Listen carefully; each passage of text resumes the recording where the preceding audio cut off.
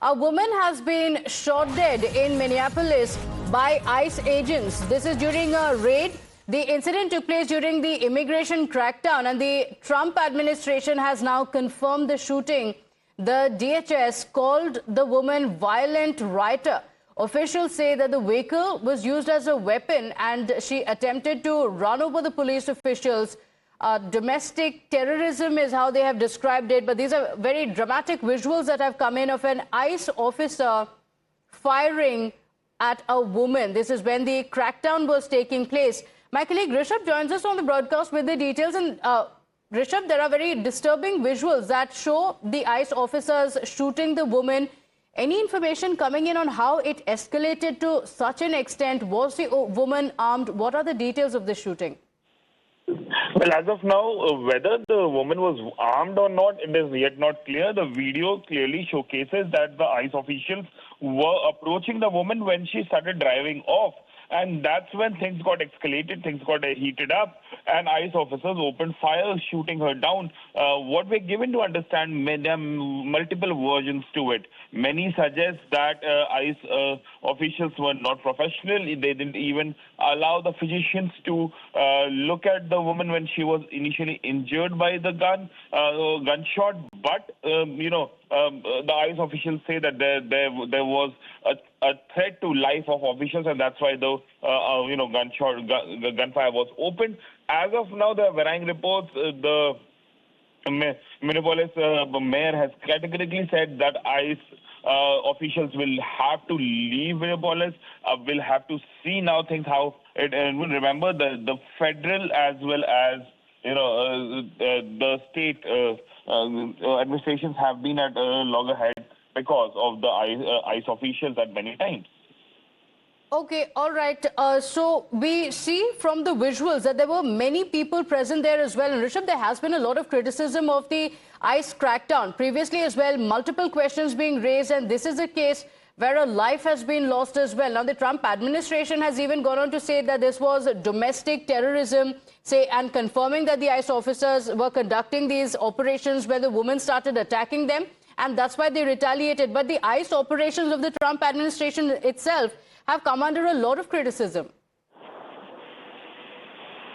Well, see, when it comes to visuals, the visuals categorically show that there was some war of words between the spectators and the ICE officials as well. Meanwhile, the Minneapolis police has said that, the way things are happening is not correct. What we're given to understand that the Minneapolis mayor has responded to the fatal ICE shooting, and Minneapolis Jacob Frey has strongly disputed ICE defense on the shooting. What we are given to understand that the mayor says that the shooting was done, intentionally. There was no threat to life, and it was in a way done that, ICE, there is a threat of ICE everywhere in the state.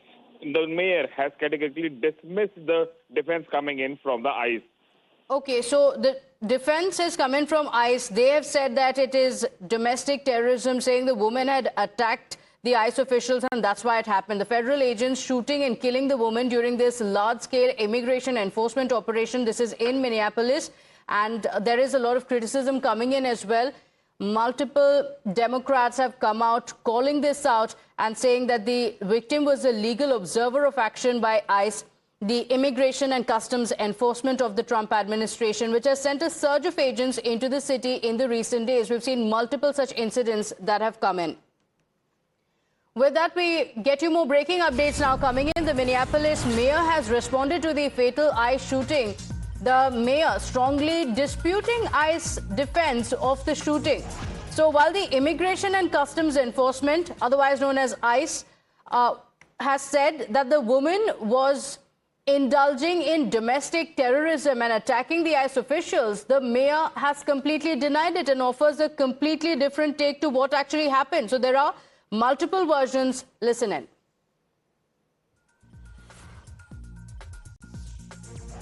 There's a lot of information that is swirling around right now, and we collectively are going to do everything possible to get to the bottom of this, to get justice, and to make sure that there is an investigation that is conducted in full. But what we do know is that a 37-year-old woman is dead and that she was shot by ICE.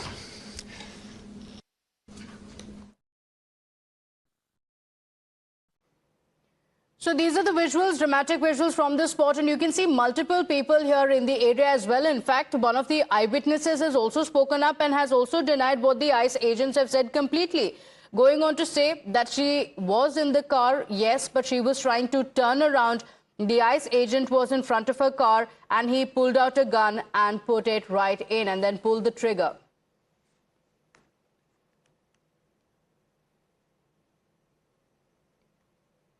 Rishabh is still with us. And Rishabh, so there is a completely different take that has come in from the mayor as well, not really confirming what the ICE has been claiming, that the officials were attacked. On the other hand, there are some eyewitnesses, some Democrats as well, who believe that ICE exceeded the action that they should have taken. Some of the eyewitnesses even going on to say that she was only trying to turn the vehicle when the ICE agents shot at her.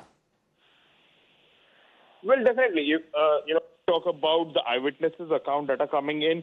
They are basically very categorically, denying the defense that has come in from ICE and say that in a way the 37-year-old was actually reversing the car when this whole incident happened. There was no threat to life, as the ICE officials are saying, and neither the women had any arms on her, nor that she was posing dangerously or posturing dangerously to the ICE officials as well, and hence, the way ICE officials responded to the situation is something which is questionable. Okay, all right, Rishabh, we don't have any visible signs of any attack on the ICE officers as well, like you mentioned, while the ICE is claiming that there was an attempt to life and saying that the ICE officer panicked and then attacked her.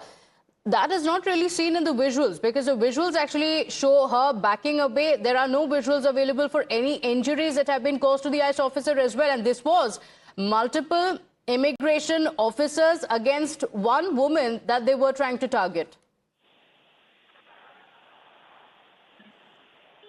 If you can come again. All right, we'll go back to my colleague Rishabh in just a moment. But look at these dramatic footages that have come in, and this shows the moment when the attack took place. The federal agents seen shooting and killing a woman. In fact, one of the videos also shows one of the onlookers saying that they want to help, but on the other hand, the federal agents don't allow him to help. The White House has tweeted that today President Donald Trump has signed a presidential memorandum directing the withdrawal of the United States from 66 international organizations that no longer serve American interests, including 35 non-UN organizations and 31 UN entities. That's the update that has come in. It's a big shift for the United States. The US has signed a presidential memorandum directing the withdrawal of the United States from 66 international organizations. And this comes after Donald Trump had made some statements against the UN as well, going on to say that they are not doing their job. Srinjoy Chaudhary joining us on the broadcast with the details. And Srinjoy, this is a big sweeping policy shift for the United States, though Donald Trump had been hinting it time and again. But the US officially announcing the withdrawal of the United States from 66 international organizations. What could the consequence of this be? This is one of those isolationist gestures. And this is actually harmful in the long run for the United States. Because if you're in a room, regardless of the room, you at least have a say in the room. And these are all international organizations. As you rightly said, 31 of them belong to the United Nations. Now the Americans are worried about the increase in influence of one of the major funders in recent times of the United Nations, and I'm referring to China. So this is something, when you withdraw from as many as 66 organizations, 31 of which are part of the United Nations, then you are saying to the world, look here, we don't want to be involved in the UN. We are moving out of all this. We don't want anything to do with the UN. We have already cut funding to the UN. What it does, it leaves other countries like China with the opportunity of filling that gap.